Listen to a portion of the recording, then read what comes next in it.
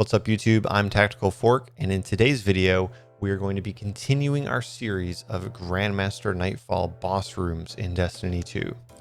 And in this episode, we're going to be looking at a Nightfall that most players would consider one of the easiest, one of the most farmable Grandmasters in the game. But it has probably the most misunderstood boss room mechanics out there.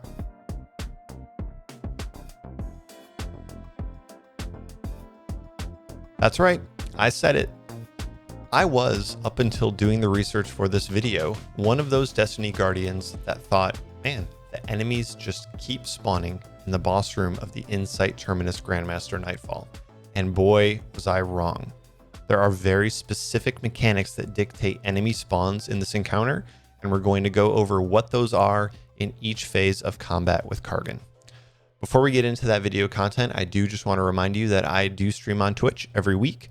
The link to my Twitch channel is down below in the description of this video.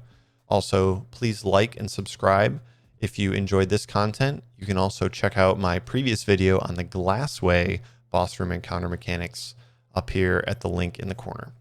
Now, let's dive in and take a look at the boss room of Insight Terminus.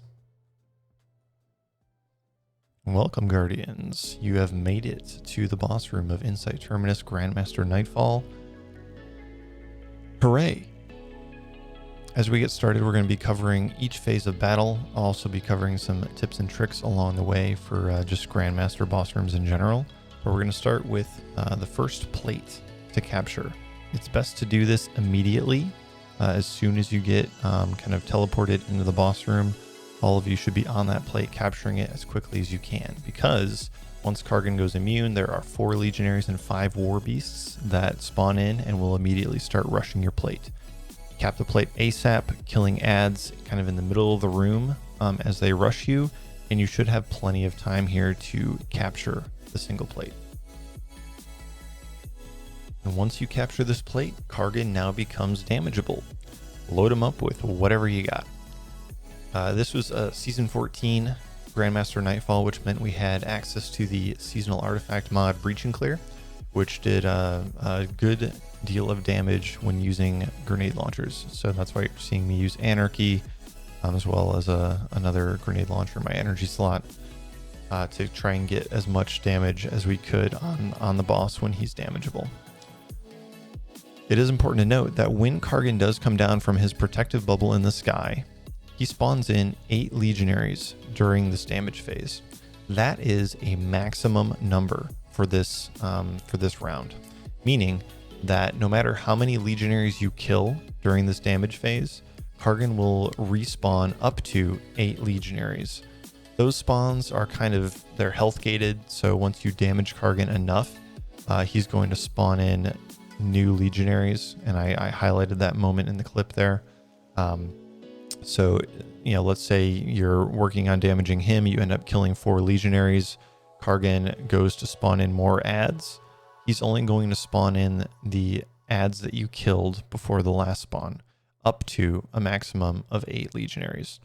So you can obviously just work on killing those adds as you go, or you can leave them alone and no more adds will spawn, but you will always have up to 8 legionaries to deal with during this phase of battle. Now is also a good time to mention some of the basics for most Grandmaster boss rooms and stuff particular to this one. First is that it's a GM. Everything is going to hurt. Any red bar can probably single or double tap you. And particular to this boss room, the purple goo that Kargan likes to shoot out, kind of 3 rays of goo toward you, those are normally an insta-kill if you happen to get touched by any of that. So stay away from that as best as you can. This boss room in particular is also really great for stasis. I don't really get into loadouts too much in these videos because it's meant to be a little more generic. We're talking about the boss room mechanics itself and less about particular loadouts to get an easy clear or anything like that. So stasis works really well in this room because, like I mentioned, for the adds that spawn, and we're going to talk about them in the next damage phase as well. If you can get by with freezing or slowing them and not killing them, this boss room becomes a lot easier to manage. So, you know, Stasis, Warlock, even Titan to be able to kind of create some barriers of stasis shards around you while you're capping plates can come in super handy.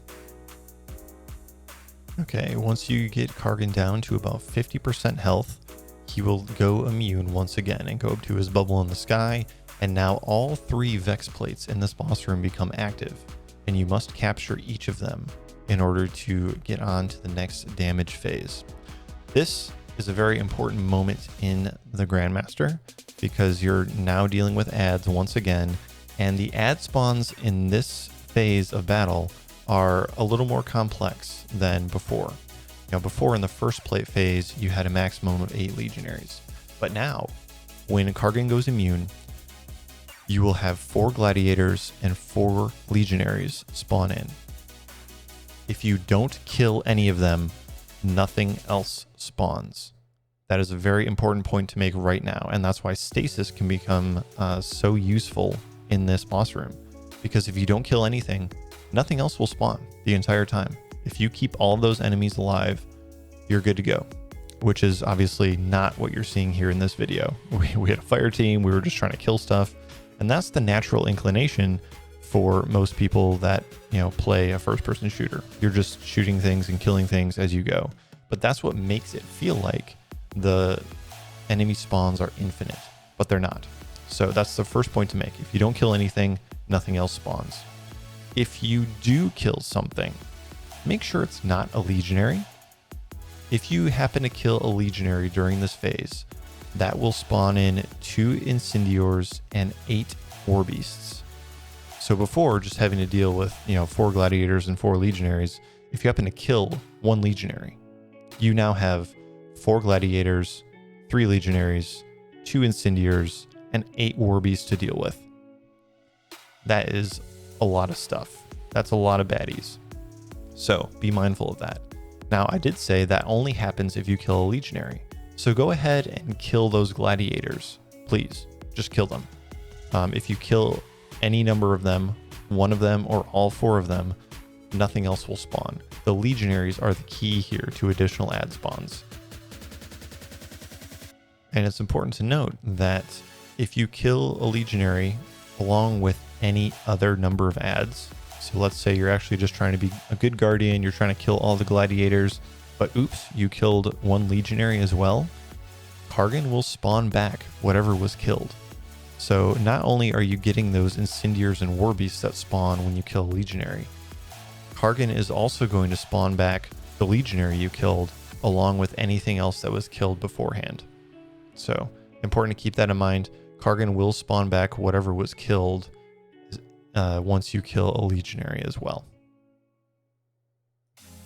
All right, and once you pay attention to all those add spawns, kill things, don't kill things, whatever your fire team wants to do, once you cap that final plate, Kargan becomes damageable for his second and final DPS phase.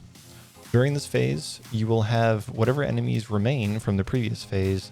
In addition, Kargan will now spawn 2 incendiors, 2 phalanxes, and 8 legionaries. Note here, there are no more gladiators that spawn. So if you have any left from the previous phase, I would kill them now. Those things can wreck your day in a heartbeat.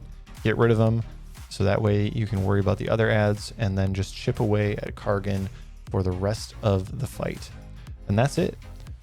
Deal with the adds, take cover, deal damage on the boss when you can, and you are essentially home free.